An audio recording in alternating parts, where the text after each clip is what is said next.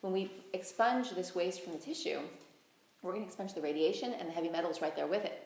So it is actually a chelation process, the removal of substances that shouldn't be in the body, especially things like radiation and heavy metals. It's the pulling out, it's the removing, it's the suctioning out of. You don't remove waste until you remove the waste. You don't remove it by taking charcoal tablets. You don't remove it by eating a lot of cilantro. That's a big thing. Like, oh, heavy metals, eat lots of cilantro.